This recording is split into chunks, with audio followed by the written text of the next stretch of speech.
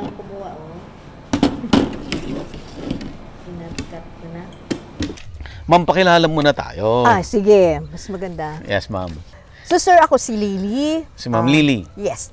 My name is Lily Maligaya. Ako po ang manager dito sa Orchard Valley Farm. Yeah, at andito po tayo sa anong town po dito sa Iloilo, Ito ma'am? po ay town ng Pavia, Pavia, Barangay Tigum, Iloilo Province. Iloilo Province, yes. Ayan. So, exciting itong Orchard Valley kasi I understand, ma'am, na ito ay parang integrated farm na gusto nyong maging somehow demo farm Oh, of yes. different technologies. Opo. Gusto mo bang matuto ng agribusiness, crops, livestock and poultry, aquaculture, at ma-inspire sa mga success stories? Agribusiness, how it works!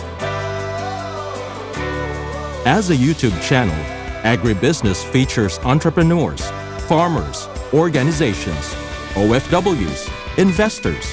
However, beyond our usual content and official endorsements, Agribusiness does not engage in other business dealings with them. While our viewers and featured individuals and entities may choose to pursue business deals with each other on their own, we encourage them to be cautious in doing so. Integrated farm na po kami talaga. Mm-hmm. So, ang Orchard Valley kasi, this is a 31-hectare farm. Okay. So, nandito tayo ngayon sa kalahati pa lang ng Kalahati Orchard pa lang. Valley. So, ang sakop namin, 2 barangay. So, this one is Barangay Tigum. Paglabas nyo ng konti dyan, Barangay Pagsangaan na. So, yung aming mga departments, madami kami ditong departments. So, nandyan ang livestock, kung nasaan ang aming 167 heads of cows. Okay, laki Yes, meron po kaming inputs department kasi ang Orchard Valley, organic. Okay. We are an organic farm. So we produce our own fertilizers kasi hindi kami bumibili ng synthetic. So we produce our own organic fertilizers. So ayun na yun. So that's one department. Tapos meron kaming coffee and cacao. So yung coffee and cacao namin, ang aming nursery dyan, napakalaki. It can hold 100,000 seedlings sa isang nursery. So you can just imagine how vast the nursery is. No? Aside from that, meron kaming orchard department. Nandyan yung aming mga fruit trees, mga local fruit trees. Hindi na makikita yung iba siguro ngayon. Nandyan inaalagaan pa namin yung mga mabolo. O, di ba? Mga siniguelas at malalaking variety ng mga duhat. So, nandyan lahat yan sila. Mga bignay, atis. Meron din kaming coconut and banana plantation nandito sa loob. Wow. Meron din kaming dairy processing. Kasi pagka-harvest ng gatas mula sa mga baka, pinapasteurize agad namin yan within an hour. Ang aming gatas, organic din. Kasi wala siyang additives, wala rin siyang preservative. So pure na pagka galing sa baka, ipapasteurize, ibabottle, i-deliver na yan sa mga supermarkets dito sa Iloilo. So ang aming baka, kumakain siya ng organic din. Okay. Kasi nagtatanim kami ng sarili naming forage, ang tawag namin sa kanila, mombasa, napier grass, corn, and sorghum. Kaya siya organic kasi wala siyang fertilizer na synthetic. Okay. So ang ginagamit namin dyan, cow From manure. the cow manures then. Yes. That's why integrated kami kasi no waste kami halos eh. Kasi kung ano ang waste ng baka, kino-convert namin into fertilizer. 'Di ba? So yun naman ang nilalagay namin sa mga grasses na in turn kinakain din ng mga baka. Ayan. So umiikot lang siya diyan. Sige, ma'am, mag-start Sige po po. tayong mag-tour. Makikita natin yung iba-ibang Yes. aspect nitong Ng farm. farm. Yes. At ma'am, aside from integrated farm, ini-embrace nyo rin ang mga technologies. Ay, of course. You know, sa amin kasi dito, hindi tayo pwedeng stagnant lang eh. Okay. Hindi tayo pwedeng laging traditional lang. So, dapat mag-step up din tayo. Kasi, ano yan eh, nagbabago ang teknolohiya. Okay. Dapat nakakasabay tayo dyan. So, ngayon, kami dito sa Orchard Valley, meron kami ka-partner at maswerte kami, may ka-partner kami, no? Ang partner namin na yan, Adinso. Okay. So itong Adinso, kami ang recipient ng mga technologies nila. Currently, no, kami na yung parang demo area nila. Oh, So, okay. itong mga technology na to, paano mo to ituturo sa farmer kung hindi magte-testimony ang isang user? Okay. So, we are the user. Mm-mm. Pupunta rito ang farmer, sasabihin namin, this one is good. Why? We've used it. Diba? Nagamit namin at itong epekto, napakaganda. Mm-mm. So, Ma'am, yun clarify ko lang yung paano yung relationship ng Orchard Valley and Adenso. So balik kasi ang Adinso, Mm. may mga, sila yung mga, tawag dito, nasa kanila yung mga technologies. Lahat ng technologies, Yes. iba-iba, from irrigation, what else, ma'am? Sa water, Water, storage. oo. Yung irrigation, that's the smart drip irrigation Okay, system. okay. Tapos meron kaming cow comfort. Meron din Yes, kaming oo. mga desalination. Okay. Solar powered yan. Ayan. Kasi alam mo kung bakit? Kasi dito, napansin namin, na yung groundwater, pinapasok na ng salt water. Mm. So, paano mo ngayon Malapit ba dagat dito? Malapit lang. Oh, I see. So, ibig sabihin, ma'am, si Adenso, nasa kanya yung mga technologies, si Orchard Valley, ang Magde-demo ng technologies na ito. nag-a-adapt doon sa mga Yes. technologies na yon para makita Kung gaano ka-epektibo. gaano ka-effective para makita ng mga farmers. Yes. I Exactly. see. Kasi isa yun sa advocacy ng ng Orchard Valley. Mm. We want to help the farmers. How can you help farmers? Number one, Oo. education. Education. Educate them. Ito ang latest technology. Huwag kayong makampante. Oo. So yan lang ang nalalaman nyo. Oo. Come here. Nakita natin, so admin Ito. office, inputs department, livestock department. See? So talagang grabe ang inputs, ma'am, isang department talaga. Yes. Isang department yan. Alam mo ba ang mga pinaproduce yan? Sari-saring fertilizers. Mm. Meron kaming bokashi, meron kaming Vermi. oats. Oo. Kasi nag-ano kami ng vermicast. Ito yung Yes. talagang product ng Oo. worms. Meron kami mga concoctions like yung mga fermented fruit juice, Mm-mm. tapos mga decalpos. So, iba't ibang uses yan.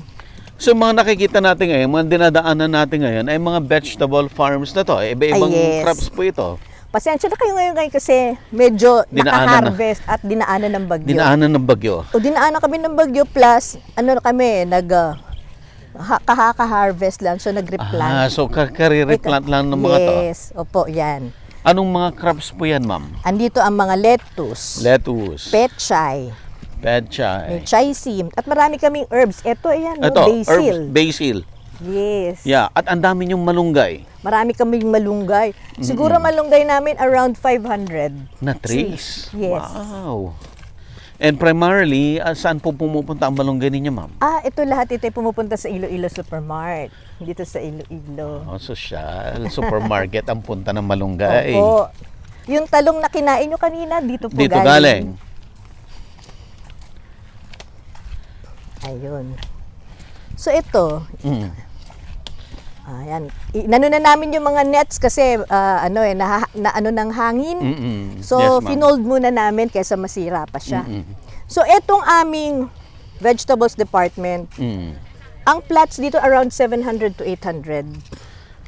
Oh, all year round. This Yes. is being Ngayon, planted. since we are an organic farm, Mm. hindi ito lahat of course ginagamit kasi nagpa-practice kami ng crop rotation. Yes. Kailangan namin papahingahin yung mga plots. Mm-mm. Magpahinga ang lupa para makarecover. Mm-mm. That is why kailangan mo maraming plots. Kasi itong area na to tataniman mo, eto papapahingahin mo naman. Mm. Rotation siya. Mm-mm. Ganon. Kaya kung makikita nyo, may mga areas na walang Walang walang laman. tanim kasi nagpapahinga yung lupa. Nagpapahinga siya. Hayaan lang namin yung mga Damo. damo kasi it serves as fertilizer din. Yes. Pag na-decompose. So, ang pahinga period niya, how long is that, ma'am?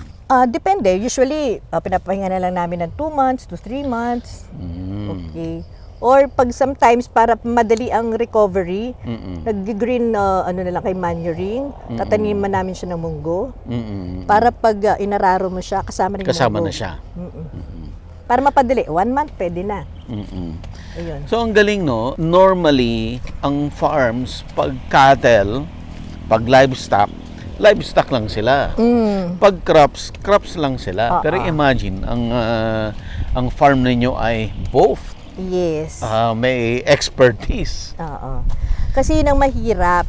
Mm. Kung ang isang farm, isa lang ang kanyang enterprise, no? Yes. Let's say crops lang siya. Oo. Kasi, for example, tatanim ka ng palay. Ilang buwan bago ma-harvest yung palay. Anong gagawin mo dun sa waiting period mo? So, dapat, doon pa lang sa waiting period mo, nag-aalaga ka na ng mga manok, ng mga kambing, or magtatanim ka na ng mga gulay-gulay. Habang hinihintay mong i-harvest yung palay mo, meron ka nakakain, meron ka na-harvest. At maganda sa inyo, ma'am, sa Orchard Valley, may market. Oh, yes po. At hindi palengke, ha? Supermarket. Opo.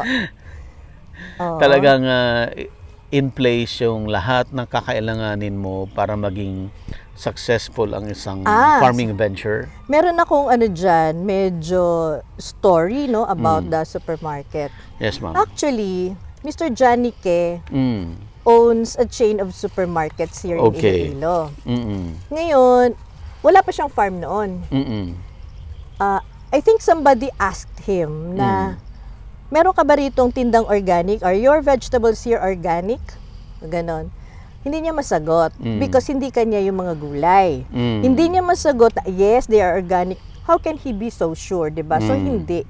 So, he thought for himself, sabi niya, para makasigurado ako na 100% organic yan, ako na lang magtatanim. Wow.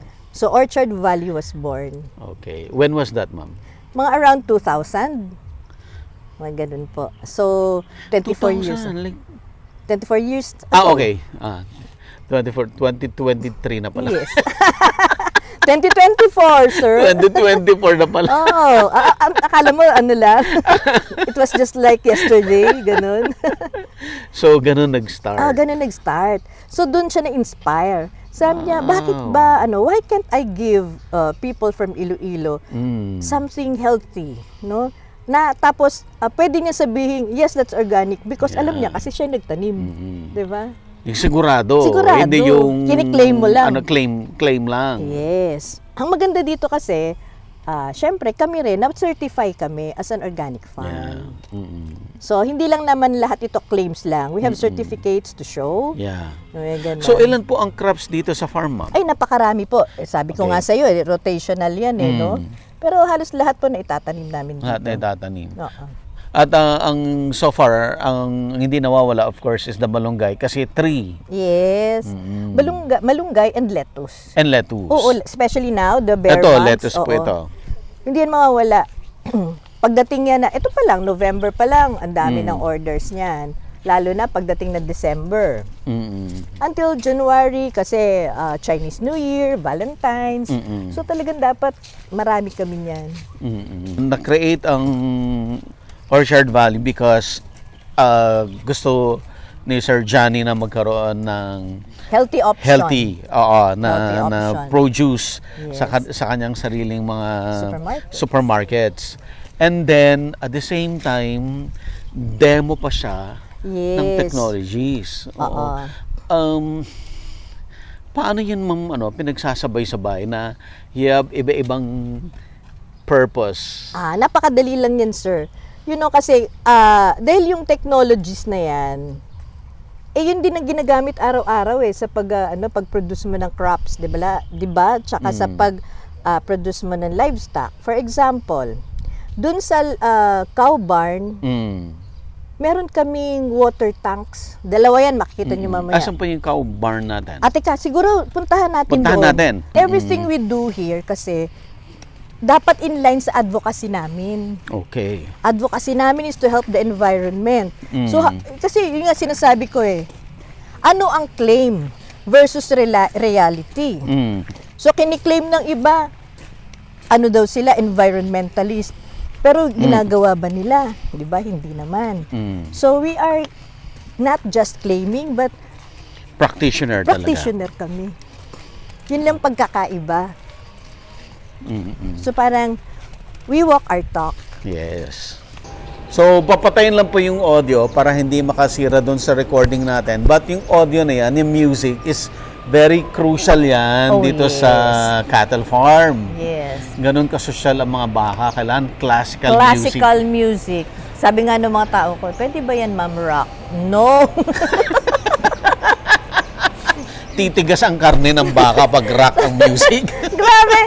Pero, no, kidding aside, yes. So, ang maganda niyan, pati yung mga workers namin, nagiging familiar sa classical music.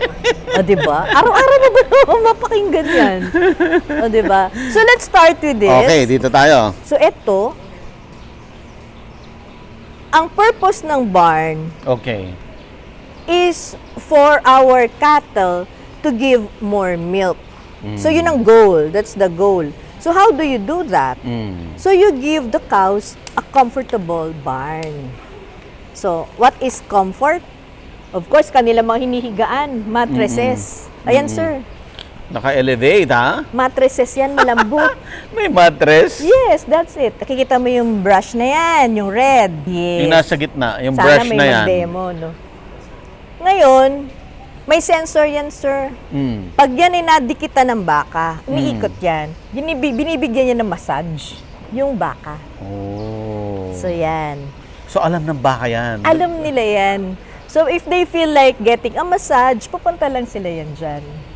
Kasi itong mga baka, ano to mga intelligent creatures. They know what's happening around them. Kaya, kita mo, tsaka napaka nila, gentle. Kita mo yung behavior. Pag ang baka kasi kontento, kita mo, hindi sila maingay. That's one indication na sila ay well-fed, may balanced diet, may good medications, mga vitamins. Yan, nila, well-behaved. Grabe. Nakakutson. Nakakutson sila. Kikita mo, lumulubog, di ba? Pakita mo, ayan o. Lumulubog ang pa eh.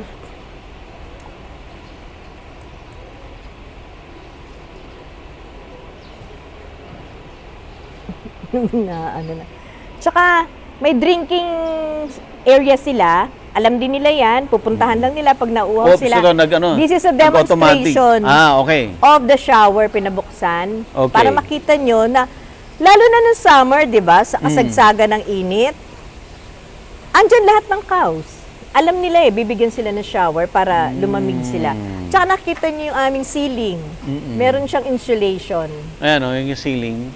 Yes. To protect the cows from Kaya intense malamig heat. hindi mainit dito. Actually, hindi lang yung animals ang pinoprotektahan natin. Even our workers, pinoprotektahan sila. Siyempre, safety first para sa aming mga workers.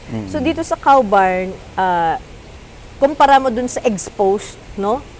Grabe, nung summer, di ba, grabe ang temperature, yung taas-taas. At least dito, hindi sila magsasuffer ng heat stroke.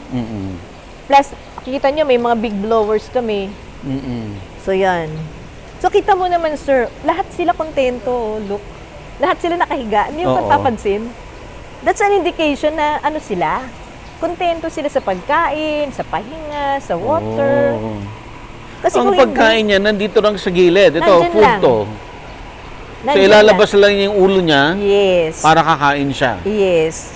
Pag ayaw niya na, higanan siya doon. Ayun, sir, yung isa kumakain. Yan. Minsan sabay-sabay sila. Ang ganda tingnan. Ganon. So, ganyan lang. Ganito ka-simple, ganito ka-comfortable. At ito sinasabi ko sa iyo, sir, na no waste kami. No? Kikita niyo yung cow manure. The cow manure, pinupush yan hanggang dun sa aming kanal. Pagdating niya dun sa kanal, pupunta siya sa aming dewatering station. Ayun po. Tatanggalan niya ng water.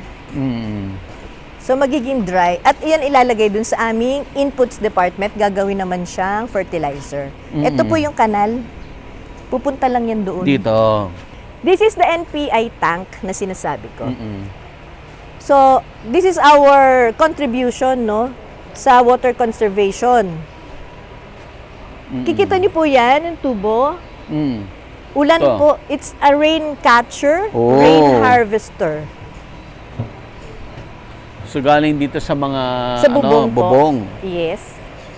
So, nandyan po yan sa tubo, pupunta po dito sa tanks.